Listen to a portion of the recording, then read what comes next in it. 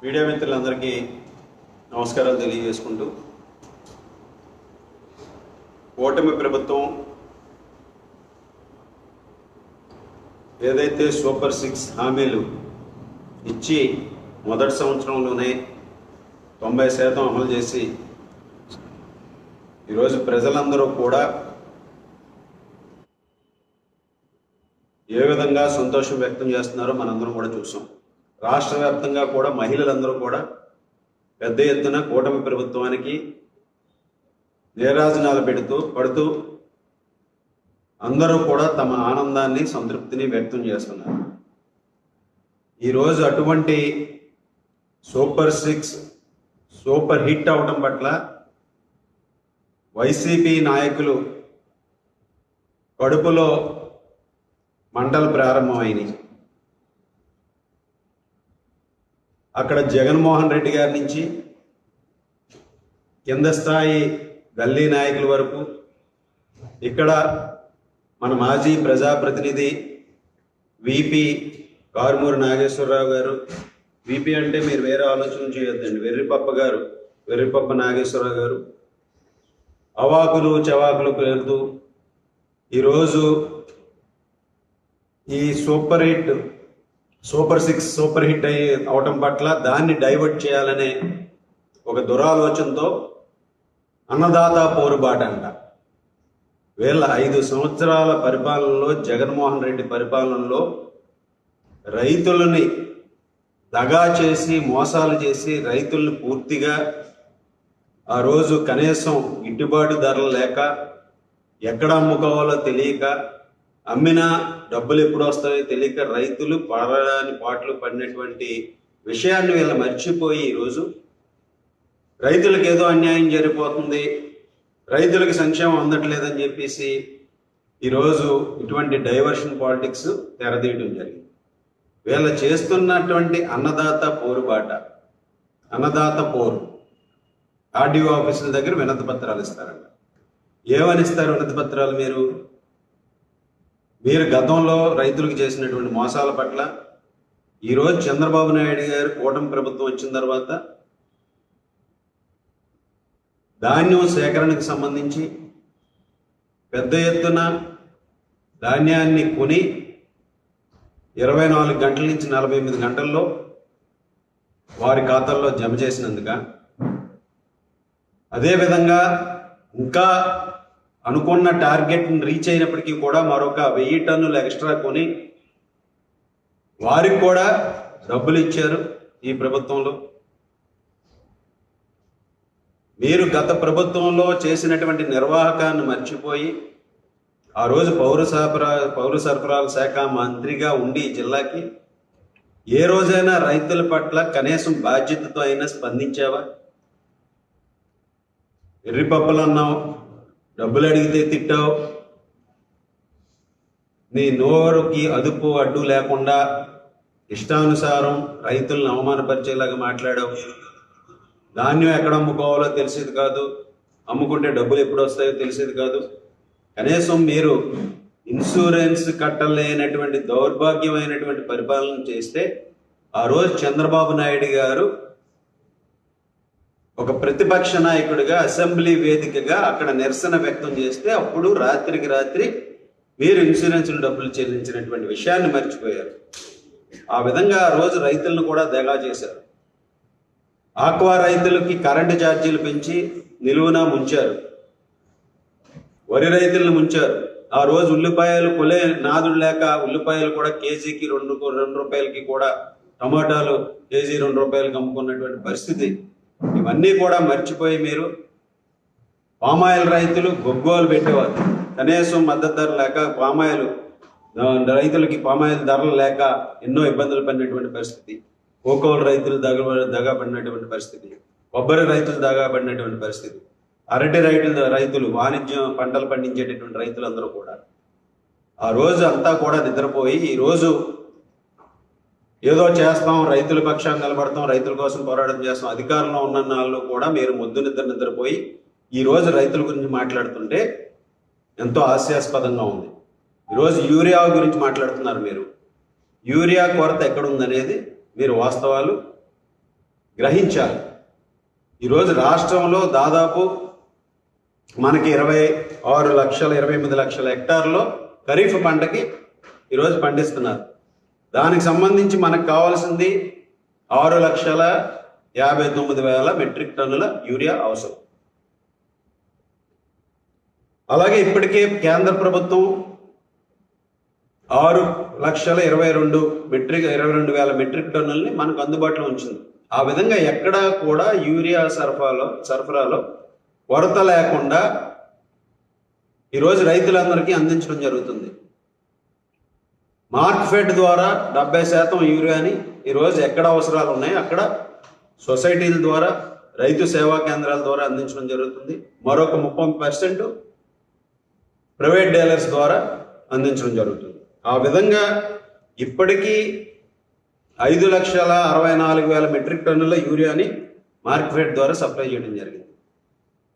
ఈరోజు ఈయన చెప్తున్నాడు అంటే ఈయన ఎక్కడో తిరుగుతాడు, వచ్చేస్తాడు ఒక వారం, ఒక రోజు ఇక్కడికి తణుకు, ఏదో అనుకుంటాడు, ఏదో మాట్లాడదాం అనుకుంటాడు, ఏదో మాట్లాడతాడు. ఎక్కడో లైన్లో నుంచున్నారంట, మహిళలు నుంచుంటున్నారంట యూరియా కోసం. ఈయన మరి ఎక్కడ కనపడిందో, ఏదైనా పక్క రాష్ట్రాలకు వెళ్ళి వస్తున్నాడో లేకపోతే ఎక్కడికైనా వెళ్ళి వస్తున్నాడు. ఎక్కడ మహిళలు కనపడ్డారు మన నియోజకవర్గంలో? ఎరువుల షాపుల దగ్గర క్యూల్లో నుంచుంటున్నారు, లేకపోతే సొసైటీల దగ్గర క్యూల్లో నుంచుంటున్నారని చెప్తున్నాడు. ఈరోజు ఇక్కడ వాస్తవ పరిస్థితిని గ్రహించకుండా నువ్వు కల్లబొల్లి కబుర్లు చెప్తూ, మాయమాటలు చెప్తూ, దగా మాటలు చెప్తూ, అబద్ధాలు మాట్లాడుతూ ఎన్నాళ్ళు పబ్బకం కట్టుకుంటావు కారు? మరి నీకు క్రెడిబిలిటీ అనేది ఉందా ఇక్కడ ఈ నియోజకవర్గంలో? సిగ్గు లేకుండా నీ ఇష్టానుసారం మాట్లాడతావు. ఒక క్రెడిబిలిటీ లేదు నీకు. నువ్వు చేసినటువంటి పాపాలు ఈ నియోజకవర్గంలో, నువ్వు చేసినటువంటి అప్రజాస్వామిక పరిపాలన, ఆ రోజు అధికార మదంతో ఒళ్ళు తెలియకుండా, నోటికి అడ్డు అదుపు లేకుండా నువ్వు ప్రజల్ని ఏ విధంగా మాటలతో హింసించావో, ఏ విధంగా భయభ్రాంతులు గురి చేసావో, అవన్నీ కూడా ఈ నియోజకవర్గంలో నీ క్రెడిబిలిటీ లేకుండా చేసింది. అందుకే నీకు కనీసం 30% ఓట్లు కూడా ఈ నియోజకవర్గంలో రాలా. 72,000 మెజార్టీతో ఈరోజు మమ్మల్ని గెలిపించారు. నువ్వేదో ఈవీఎంలు అని భ్రమపడుతున్నావు, భ్రమపడు, తప్పులేదు. కానీ వాస్తవం గ్రహించు, ఈ నియోజకవర్గంలో నీకున్నటువంటి క్రెడిబిలిటీ ఏంటనేది. ఈరోజు ప్రెస్ మీట్ పెట్టావు, రైతుల గురించి మాట్లాడుతున్నావు, మన నియోజకవర్గంలో యూరియా అంటావు. యూరియా రా, నువ్వు record, on the record I'm telling you. ఇక్కడ మనకి 38,799 ఎకరాల్లో ఖరీఫ్ ప్లాంటేషన్ చేయడం జరిగింది. మనకి మన నియోజకవర్గానికి 3,021 టన్నులు మెట్రిక్ టన్నులు యూరియా అవసరం.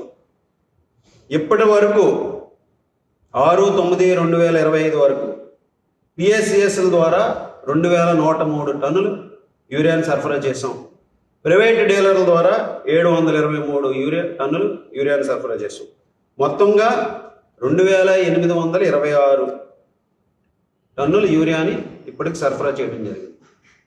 ఇంకా మా దగ్గర స్టాక్ ఈరోజు పిఎస్సిఎస్ల దగ్గర 310 మెట్రిక్ టన్నులు, ప్రైవేట్ మార్కెట్లో డీలర్ల దగ్గర 44 మెట్రిక్ టన్నులు, కలిపి 354 టన్నులు మెట్రిక్ టన్నులు యూరియా ఇంకా బ్యాలెన్స్ ఇక్కడ అవైలబిలిటీ ఉంది. నీకు ఎక్కడ కావాలితే అక్కడ యూరియా ఉంటుంది. నీకు ఇప్పుడు కావాలితే ఇప్పుడు యూరియా పట్టుకెళ్ళొచ్చు. సో ఆ విధంగా ఏదో మన నియోజకవర్గంలో ఎక్కడో చంద్రబాబు గారు అక్కడ ఉన్నారు, ఇక్కడ పరిపాలకులు పట్టించుకోవట్లేదు. నీలాగా దద్దమ్మను కాదు, నీలాగా ఒక ఏమీ రికార్డ్ లేకుండా, లేకపోతే సన్నాసి పరిపాలన చేయను. On the record, on the strategically ఈ రోజు ఏది అవసరం ఉందో ఈ నియోజకవర్గానికి, రైతులకు ఏ అవసరాలు ఉన్నాయో అవన్నీ కూడా ముందే సమీక్షించి ఇక్కడ ప్రిపేర్ చేస్తాం. నేనేదో రోడ్లంటే తిరగపోయినా అవన్నీ కూడా ఇక్కడ జరుగుతాయి. అధికారులతో సమీక్షలు చేసుకుంటాం, ఎప్పటికప్పుడు అధికారులను అప్రమత్తం చేస్తాం, ఇక్కడ స్టాక్ వెరిఫికేషన్ చేసుకుంటాం. ఇవన్నీ నీకు తెలియని. నువ్వు ఎప్పుడైనా ఇక్కడ సమీక్షలు చేసావా? కనీసం ఒక డిపార్ట్మెంట్తో అయినా ఇక్కడ ఏ అవసరాలు ఉన్నాయి ఈ నియోజకవర్గాలు ప్రజలు 5 సంవత్సరాలు ఎమ్మెల్యేగా మంత్రిగా చేసావు, గతంలో 5 సంవత్సరాలు ఎమ్మెల్యేగా చేసావు.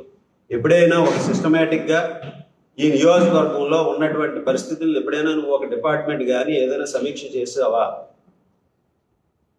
సిగ్గు లేకుండా మాట్లాడు. యూరియా స్టాక్స్ పుష్కలంగా ఉన్నాయి, ఎక్కడా కూడా కొరత లేదు. నువ్వు రబీ ధాన్యం సేకరణకి చెప్తున్నావు. ఈరోజు మేము మొన్న రబీకి సంబంధించి 7,40,000 మెట్రిక్ టన్నుల ధాన్యాన్ని ఇక్కడ సేకరించాం. టార్గెట్ వచ్చి కేవలం 6 లక్షలే. 6 లక్షలు దాటిన తర్వాత 1,50,000 ఎక్స్ట్రా సేకరించాం. ప్రతిదానికి కూడా దాదాపు 90% ధాన్యానికి 24 గంటల నుంచి 48 గంటల్లో డబ్బులు వేసాం. ఏదైతే టార్గెట్ మించి ధాన్యం సేకరణ చేశామో దానికి సంబంధించి 1 నెల ఆలస్యంగా వారి ఖాతాల్లో డబ్బులు పడి. నువ్వు మంత్రిగా ఉన్నప్పుడు ఈ జిల్లాలో సేకరించింది గతంలో రబీకి, నువ్వు మంత్రిగా ఉన్నటువంటి ఆఖరి సంవత్సరం ఉన్నటువంటి రబీకి 6,41,000 టన్నులు మీరు సేకరిస్తే, మేము మొన్న రబీకి 7,17,310 టన్నులు మెట్రిక్ టన్నుల ధాన్యాన్ని సేకరించాం. ₹1 కూడా పెండింగ్ లేకుండా చెల్లించాం. నువ్వు గతంలో 6 నెలలు, 8 నెలలు, 9 నెలలు, మేము వచ్చిన తర్వాత 1,600 కోట్ల రూపాయలు ఈ ప్రభుత్వం చెల్లించింది. అవన్నీ కూడా మర్చిపోతే ఎలా నువ్వు కారుమూరి? నువ్వు చేసినటువంటి ఇవన్నీ నిర్వాహకాలన్నీ కూడా ఈరోజు నువ్వు మాట్లాడి అన్నీ కూడా హాస్యాస్పదంగా ఏదో చెప్పేశాను, ఏదో మాట్లాడేశాను అనుకుంటున్నావేమో. నువ్వు రైతుల గురించి మాట్లాడుతున్నావు ఈరోజు. కనీసం మీ పార్టీలో ఉన్నటువంటి రైతులతో మాట్లాడు, తెలుసుకో, వాస్తవాలను గ్రహించు. గ్రామాల్లో ఏ విధంగా ఉందో, ఏ విధంగా మేము నీటి సంఘాలను ఏర్పరిచి దానికి సంబంధించినవి అన్నీ కూడా పనులు చేసామో, సమ్మర్లో నువ్వు 5 సంవత్సరాలు చేయనటువంటి పనుల్ని ఏ విధంగా చేసామో మీ రైతులకి తెలుసు. ఈరోజు ప్రెస్ మీట్ పెట్టావు, నీ చుట్టూ కూర్చున్న వాళ్ళలో ఒక్క రైతైనా ఉన్నాడా చెప్పు? సిగ్గుందా నీకు అసలు? ఒక్క రైతైనా ఉన్నాడా? నువ్వు రైతుల గురించి మాట్లాడుతున్నావు. సో నీకు అర్హత లేదు. ఫస్ట్ రైతుల గురించి మాట్లాడే అర్హత నీకు లేదు, మీ నాయకుడికి లేదు, జగన్మోహన్ రెడ్డికి లేదు. 5 సంవత్సరాలు నిద్రపోయి రైతులను దగా చేసి ఆ విధంగా అన్ని విధాలుగాను కూడా రైతులను మోసం చేసినటువంటి ప్రభుత్వం ఇది. ఈరోజు రైతు భరోసా అని చెప్పారు, నవరత్నాలు అని చెప్పారు, నవమోసాలు చేశారు, దగా చేశారు రైతుల్ని. రైతు భరోసా అని చెప్పావు. రైతు భరోసాలు ఎంత ఇస్తామని చెప్పావు నువ్వు? మీ నాయకుడు ఎంత ఇస్తానని చెప్పాడు? 15,000 రూపాయలు ఇస్తాం కేంద్రంతో నిమిత్తం లేకుండా అని చెప్పావు. ఆ రోజు ఎంత ఇచ్చావు నువ్వు? ఈరోజు మేము అన్నదాత సుఖీభావ ప్రకారం కేంద్రం కూటమి ప్రభుత్వం 20,000 రూపాయలు ఇస్తామన్నాం. దాంట్లో మొదటి విడతగా 7,000 రూపాయలు ఇచ్చాం. అక్టోబర్లో మరొక విడత పడుతుంది, జనవరిలో మరొక విడత పడుతుంది. మీరు కౌలు రైతులకు ఇచ్చారా? అప్పుడు పెట్టావు ట్యాగ్లు, అగ్రవర్ణాల్లో ఉన్నటువంటి రైతులకి, కౌలు రైతులకు ఇవ్వమని చెప్పి. అంటే అగ్రవర్ణాలు రైతులు కాదా? కౌలు రైతులు అగ్రవర్ణాల్లో ఉండకూడదా? ఆ విధంగా దగా చేసాం. ఈరోజు మేము అగ్రవర్ణాల్లో ఉన్నటువంటి కౌలు రైతులు కూడా అన్నదాత సుఖీభావ అక్టోబర్లో వారి ఖాతాల్లో జమ చేస్తాం. సో ఆ విధంగా మేము ఇచ్చినటువంటి హామీలన్నీ కూడా అమలు చేస్తాం. కనీసం ఎక్కడా కూడా ఈరోజు ఏ పంటకైనా ఇబ్బంది వస్తే ముఖ్యమంత్రి గారు ముందే స్పందించి అక్కడ పంటకి ఇంటర్వ్యూన్ అయ్యి ప్రభుత్వం నుంచి మార్కెట్ నుంచి కొనుగోలు చేపిస్తున్నారు. ఈరోజు ఉల్లిపాయకి మొట్టమొదటిసారిగా ఈరోజు 12 రూపాయలు ఎంఎస్పి పెట్టినటువంటి ప్రభుత్వం ఈరోజు చంద్రబాబు నాయుడు గారి ప్రభుత్వం. సో ఇవన్నీ తెలియకుండా ఏదో మాట్లాడేసి మేమేదో ఇచ్చేసామని చెప్పేసి మీరు ఈరోజు మాట్లాడుతున్నారు. ఇవన్నీ కూడా గుర్తుపెట్టుకోవాలి. రైతు పోరు, అన్నదాత పోరు అని చెప్పి మీరు ఒక దగా పోరు రాజకీయాలకు తెరదీయడాన్ని పూర్తిగా ఖండిస్తున్నాం. ఈరోజు ఇంకా మాట్లాడాం,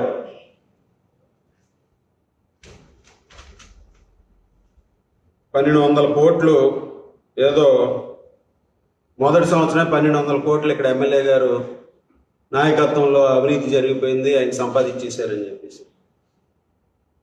ఇది నువ్వేదో మీ నాయకుడు కొబ్బరికాయ కొడుతున్నాడు వినాయక చవితికి, అలాగే నువ్వు మాట్లాడుతున్నావు.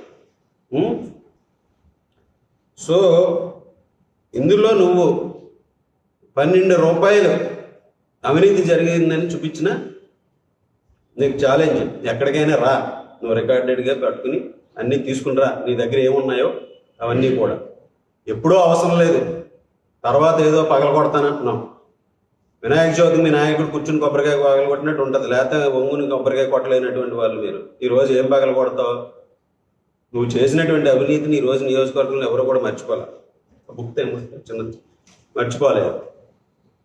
సో నువ్వు 1200 కోట్లు అవినీతి అని రకరకాలుగా మాట్లాడుతున్నావు. ఏదో ఆర్కే ట్యాక్స్ అంటున్నావు, ఆర్కే టీ ట్యాక్స్ అంటున్నావు. గాలి కబుర్లు పోజేసి గాలి మాటలు మాట్లాడేసి బురద జల్లేస్తావు అనుకుంటే నీకు చెప్తున్నాను, నెయ్యి రికార్డెడ్గా ఉన్నాయి ఇవన్నీ కూడా. సో నువ్వు, నేను మాట్లాడతాను ఎల్కే ట్యాక్స్ అని, డి ట్యాక్స్ అని, ఇవన్నీ కూడా నువ్వు చేసింది. కరోనా పేరు చెప్పి ఎంత దోచుకున్నావు నువ్వు, మర్చిపోయారు ఈ నియోజకవర్గ ప్రజలు. బంగారం షాపులో మర్చిపోలేదు, గోల్డ్ షాపుల్లో నాకు క్యాషే కావాలని చెప్పావు. ఫ్యాక్టరీస్ వాళ్ళు మర్చిపోలేదు, అలాగే ఆయిల్ డీలర్స్ మర్చిపోలేదు, ఆయిల్ డీలర్స్ మర్చిపోలేదు, మిల్లర్ల దగ్గర ఏ విధంగా దోచుకున్నావో మిల్లర్లు మర్చిపోలేదు. అధికారంలో ఉన్నప్పుడు వాళ్ళని బలవంతం చేసి నువ్వు తీసుకున్నావు. ఈరోజు కూడా నువ్వు మిల్లర్ని వదలట్లేదు కదా, ఈరోజు కూడా మిల్లర్ని వదలట్లేదు కదా. నేనేదో ఎక్కడో ఏంటది ఇన్ఛార్జ్ అయిపోయానండి, పల్నాడు ఇన్ఛార్జ్ అయిపోయాను, లేకపోతే రాయలసీమ ఇన్ఛార్జ్ అయిపోయాను, తిరగలేక చచ్చిపోతున్నాను నేను, డీజిల్ ఖర్చులు తెగ అయిపోతున్నాయి అని మిల్లర్ని ఇప్పుడు కూడా వదులుతలేదు కదా నువ్వు. వాళ్ళని కూడా బెదిరించి లాగుతున్నావు కదా. నువ్వు చేసినవన్నీ కూడా ప్రజలందరికీ కూడా గుర్తున్నాయి. ఇక్కడ మున్సిపల్ స్టాఫ్ని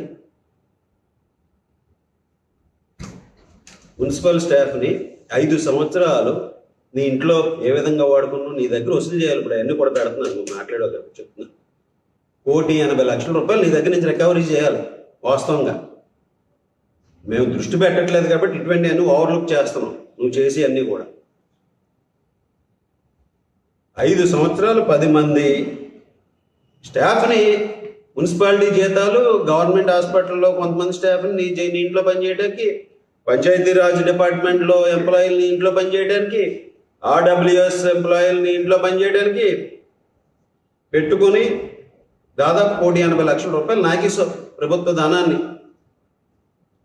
అందులో ఎంప్లాయీస్ పేర్లు కూడా చెప్తాను, రికార్డెడ్, ఆన్ రికార్డెడ్. నీ ఇంటి దగ్గర పనిచేసింది. నీకు ఒళ్ళు నొక్కి కూడా ఒకడు, కాళ్ళు నొక్కించుకోవడానికి ఒకడు, నీ బట్టలు ఉతుకడానికి ఒకడు, నీ వంట నేర్పడానికి ఒకడు, నీకు తినిపించడానికి ఒకడు.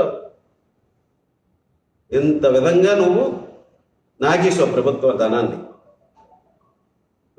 బెన్నీ శామ్యూల్, ఆర్ఎస్ శ్రీనివాస్, కోటి, కాంచన, సురేష్, సుశాను, తేజ, శేఖరు, నవీన్, వీళ్ళందరి పేర్లు గుర్తొస్తున్నాయి నీకు ఇప్పుడు? మర్చిపోయావా? 5 సంవత్సరాలు అప్పనంగా నాగేసి వెళ్తా నువ్వు ఒళ్ళు నొక్కించడం దగ్గర నుంచి, కాళ్ళు నొక్కించుకోవడం దగ్గర నుంచి చేసినటువంటి పనులు ఆ రోజు నీ భవనంలో సేద తీరి పైన రూమ్లో ఏ విధంగా నొక్కించుకున్నావో మర్చిపోకు, గుర్తు తెచ్చుకో ఒకసారి నువ్వు చేసిన పాపాలు. ఈ పాపాలు నీ చేసి, ఈ పాపాలు నువ్వు తణుకు నియోజకవర్గంలో నువ్వు బట్ట కడదాం అనుకుంటున్నావా? నీ కళ అది, నీ కళగానే మిగులుస్తావు. నువ్వు ఆ విధంగా దోపిడీ చేసి ఈరోజు అల్లాడిపోతున్నావు కదా. నువ్వు ప్రజల పట్ల నీ బాధ్యత, అబ్బోబ్బోబ్బోబ్బో, నువ్వు ప్రజల పట్ల, ప్రజాస్వామ్యం పట్ల ఏ విధమైన బాధ్యతతో నువ్వు అల్లాడిపోతుంది చూస్తుంటే అదేదో వస్తుంది, కడుపు తరుక్కుపోతుందమ్మా. నీ అల్లాడిపోతుంది చూస్తుంటే. కారుమూరి, ఏ విధంగా అల్లాడిపోతున్నావు, అసలు నిన్ను చూడలేకపోతున్నావు, నీ కడుపు తరుక్కుపోతుంది. మద్యం కుంభకోణాల గురించి మాట్లాడుతున్నావు, క్లబ్బుల గురించి మాట్లాడుతున్నావు, ప్యాకాట్ల గురించి మాట్లాడుతున్నావు, బెట్టింగ్ల గురించి మాట్లాడుతున్నావు. ఎంత నాకీసో ఈ అన్నిటిలోనూ నువ్వు. నీ చుట్టూ ఉన్నది ఎవరాయా? బెట్టింగ్లు నడిపే వాళ్ళు నీ చుట్టూ వైఫై లాగా తిరుగుతూ ఉంటారు నీ చుట్టూ. ఈ ఈడీకి ఎక్కడైనా ఉంటే నీ దగ్గర ఏమైనా రుజువులు ఉంటే, లేకపోతే రా, ఇక్కడెక్కడ నడుపుతున్నారు, ఇక్కడెక్కడ చేస్తున్నారు, ఇక్కడెక్కడ చేస్తున్నారు, రా రికార్డెడ్గా రా, ఇద్దరం కూర్చుందాం. వారానికోసారి రావటం, తిప్పుకుంటూ నోరుంది కదా అని మాట్లాడటం. సిగ్గు చరం ఉండాలి నీకు. నువ్వు చేసే పనులు, నువ్వు చేసిన పనులు ఇవన్నీ కూడా ఏదో మంత్రుల గురించి మాట్లాడేస్తున్నావు. నువ్వు నీ దుర్మార్గమైనటువంటి నాయకుడు ఏ విధంగా చేశారా మీరు? ఈరోజు మా మంత్రి మీద ఎక్కడో ఒక అధికార ప్రతినిధి ఆరోపణ చేస్తే వెంటనే క్రమశిక్షణ సంఘానికి పిలిచి మాట్లాడారు. నువ్వు నీ నాయకుడు ఎప్పుడైనా ఆ విధంగా చేశాడా? ఆ రోజు మంత్రులు ఎంతోమంది దొరికారు. ఏ రోజైనా కనీసం పిలిచి మాట్లాడి మందలించారా? ఈరోజు మా నాయకుడైతే తాట తీస్తాడు. నువ్వు చేసినటువంటి పాపాలు ఈ నియోజకవర్గంలో ఇంకా చాలా ఉన్నాయి, ఆన్ రికార్డ్ ఉన్నాయి. నువ్వు 1,80,00,000 రూపాయలు కరోనాకి ఆ రోజు ఇక్కడి నుంచి తీసుకెళ్ళి ఇచ్చాను. 150,00,000 రూపాయలు ఒక దాత నుంచి ఇప్పించావు. ఏ విధంగా ఇచ్చారు మీరు 50,00,000 రూపాయలు? నువ్వు ఏ విధంగా ఇప్పించావు? అవన్నీ మర్చిపోతే ఎలాగా? అన్నీ తెలీదా? కాపురంలో అన్ని ఎకరాలు ప్రొక్యూర్ చేసావు. ఒక్కడైనా ఇల్లు కట్టుకోగలిగాడు అక్కడ? నువ్వు ఎన్ని అడుగులు ఎత్తుంటావు? అక్కడ ఇల్లు నుంచో ఎంత లోతుగా ఉంటుంది, అక్కడ పనిచేస్తుంది అది. నీ దోపిడీ కోసం ఆ రోజు అటువంటి భూములన్నీ ఇక్కడ కొనిపించావు. ఈరోజు నువ్వు పెద్ద పెద్ద మాటలు మాట్లాడుతుంటే, అల్లాడిపోతుంటే, నీ అల్లాడితనం చూడలేక ప్రజలందరూ కూడా కన్నీరు పెట్టుకుంటున్నారు. ఇక్కడ నీ బాధ్యత, ఇక్కడ ప్రజల పట్ల నీకు ఉన్నటువంటి బాధ్యత పట్ల కానీ, ఇక్కడ ఈ గ్రామాల మీద కానీ, తణుకు నియోజకవర్గం మీద కానీ నీకు ఉన్నటువంటి ప్రేమ పట్ల కానీ, నీ అల్లాడితనం చూసి ఇక్కడ ప్రజలందరూ కూడా ఆస్కార్ అవార్డు ఇవ్వాలని నీకు, నీ నటనకి, నీ నటన చేతారానికి. సో ఇవన్నీ కూడా గుర్తుపెట్టుకో. నువ్వు చేసిన పాపాలు నిన్ను నీడలాగా వెంటాడుతున్నాయి, ఇంకా చాలా ఉన్నాయి. నువ్వు ఏ విధంగా గనులు దోపిడీ చేసావో, ఏ విధంగా గనులను అక్రమంగా ట్రాన్స్ఫర్లు చేయించుకున్నావో, ఇవన్నీ కూడా ఉన్నాయి రికార్డెడ్గా. ఏదైనా రికార్డెడ్గా ఉంటే తీసుకురా. నువ్వు ఓకే, నేను ఇప్పుడు ఇవన్నీ చెప్పాను కదా, నువ్వు చెప్పు, రాధాకృష్ణ కూర్చుందాం, నీ దగ్గర ఉన్నాయి తీసుకురా, నా దగ్గర ఉన్నాయి తీసుకొస్తా అని, నేను రెడీ.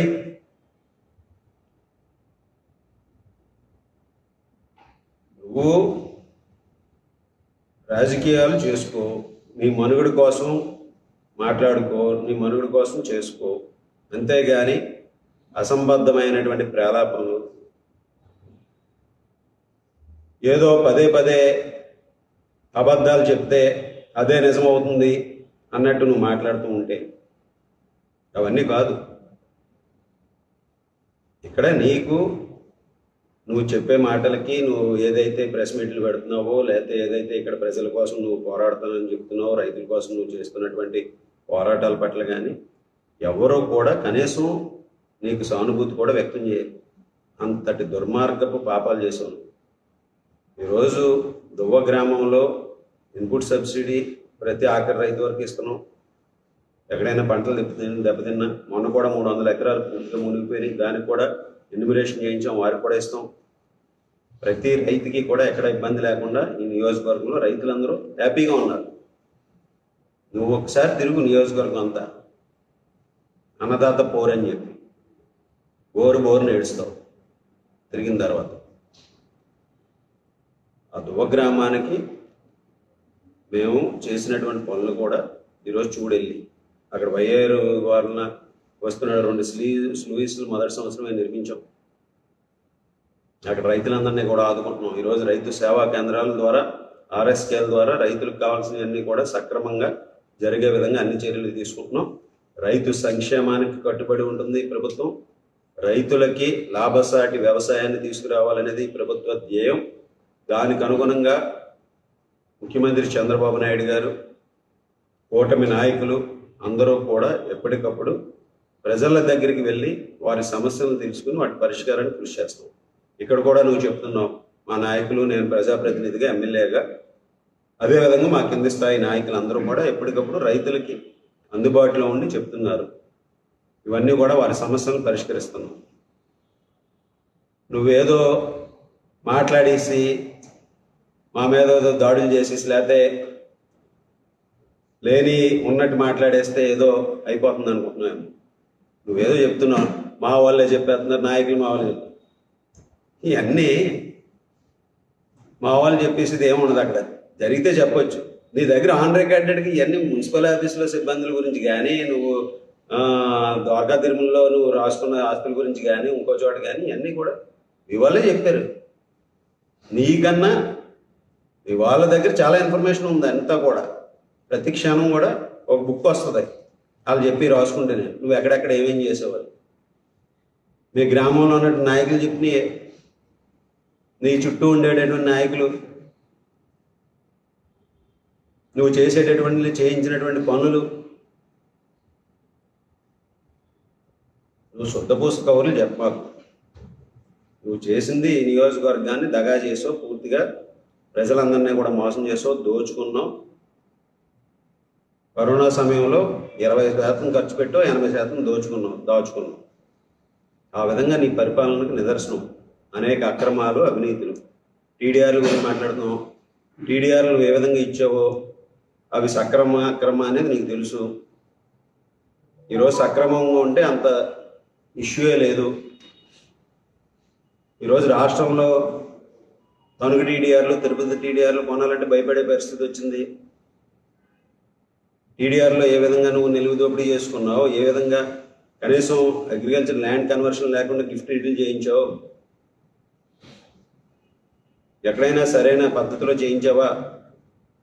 ఈరోజు కూడా ప్రభుత్వం ఇస్తుంది టీడీఆర్. ఇస్తాం అవసరమైతే. ఎక్కడైనా రోడ్లు ఎక్స్టెన్షన్ చేయాలని, మాస్టర్ ప్లాన్ ఇంప్లిమెంట్ చేయాలంటే ఇస్తాం. రూల్ పొజిషన్ ప్రకారం ఇస్తాం. నువ్వు దోచుకోవడం కోసం పనికిరాని భూములు ప్రభుత్వానికి అంటగట్టి నీ అక్రమ ధనార్జన కోసం ఆ రోజు నువ్వు చేసినటువంటి విన్యాసాలు ఈ నియోజకవర్గ ప్రజలందరికీ కూడా తెలుసు. ఈరోజు ఒక ప్రభుత్వం ఒక బాధ్యతాయుతంగా ప్రతిదీ కూడా నిర్ణయాత్మకంగా మేము చేసేటటువంటి పనులన్నీ కూడా ప్రజల సంక్షేమాన్ని దృష్టిలో పెట్టుకుని ముందుకు వెళ్తాం. ఇది నువ్వు ఎన్ని చెప్పినా మా క్రెడిబిలిటీ ఏంటి అనేది ప్రజలందరూ కూడా చూస్తున్నారు. నీ క్రెడిబిలిటీ ఏంటి అనేది నీకు తెలుసు, మీ నాయకులకు తెలుసు, నీ చుట్టూ ఉన్న వాళ్ళకి తెలుసు.